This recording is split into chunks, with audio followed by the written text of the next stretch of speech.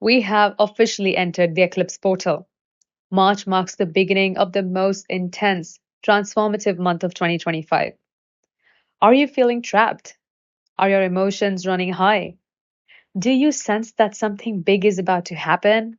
Or perhaps you might need that big shift in your life. Are you holding on to that constant thought or pain that you can't get rid of? Even though you might not feel this personally, you may notice those around you acting restless, emotional, seeking a sudden transformation or change. This spirit is highly charged and for a good reason. In the ancient lore, during Samudra Manthan, churning of the ocean, the first thing that emerged from the ocean was Halahal vish, the deadly poison symbolizing the repressed emotions, anger, and unresolved pain within us.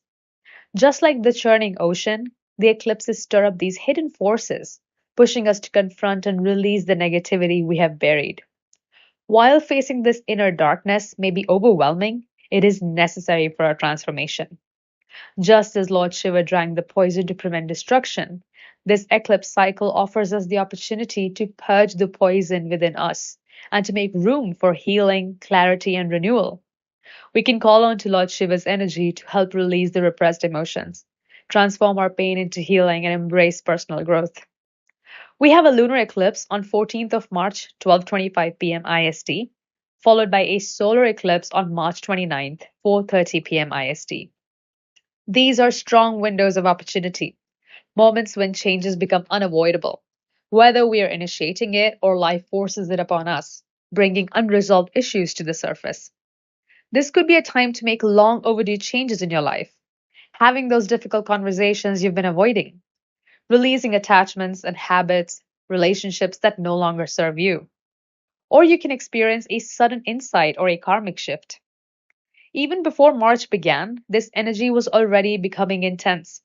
In the last week of February, many experienced unexpected disruptions of life altering news, either in their personal lives or on global scale, including earthquakes.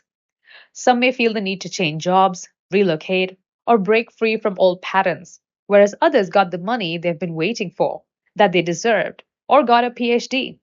What a cycle completion indeed. Adding to this intensity, Venus goes retrograde on 1st of March until 13th of April, and Mercury will turn retrograde on March 15th. This means that alongside eclipses, the two key planet governing relationships, finance, and communication will be in a period of reflection and reversal, going inwards. Beware, technology could fail, and you should keep saving your work. Now, these energies are not just chaotic, they're asking us to slow down and reassess. Something of our past that we thought we had dealt with might reappear. This lunar eclipse on March 14th occurs in Leo, a sign associated with power, self expression, and ego. So, themes could be related to identity, self worth, and relationships. You can have heightened mood swings and ego conflicts. Partnerships may come under scrutiny, especially those built on shaky foundations. Public image, recognition, career paths may see unexpected changes. Any false pride or need for external validation may be challenged. So, what can you do? Avoid impulsive decisions, especially in relationships and career. Focus on inner strength rather than external validation. Since it is a full moon, you can release what you do not want in your life anymore. Release and let it go.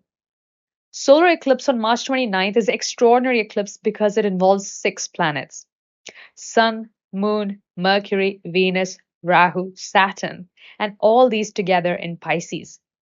This is intense karmic shift, especially since Saturn is also changing sign on the exact same date.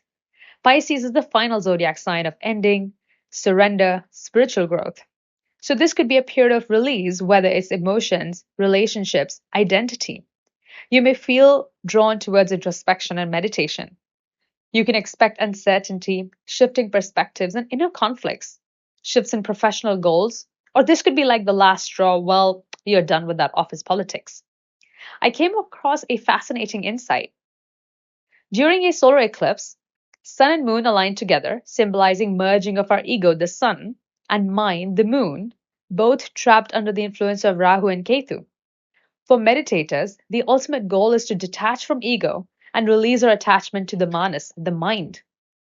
Eclipses serve as those portals making us devoid of our ego and mind, allowing us to access higher realms by letting go of our inner design and egoic attachments, making this a perfect time for deep meditation and spiritual growth.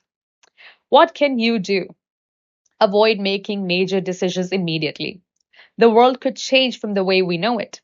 We could be experiencing some health scare or a new virus.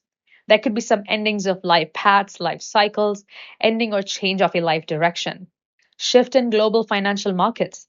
There could be talks about peace or war. Why is this eclipse season so intense? Several factors are making it turbulent. Firstly, because six planets are directly involved. Secondly, Saturn changes sign every 2.5 years. Why did he end up choosing this exact same date? And on top of that, two benevolent planets, Venus and Mercury, involved deeply in this eclipse, are retrograde.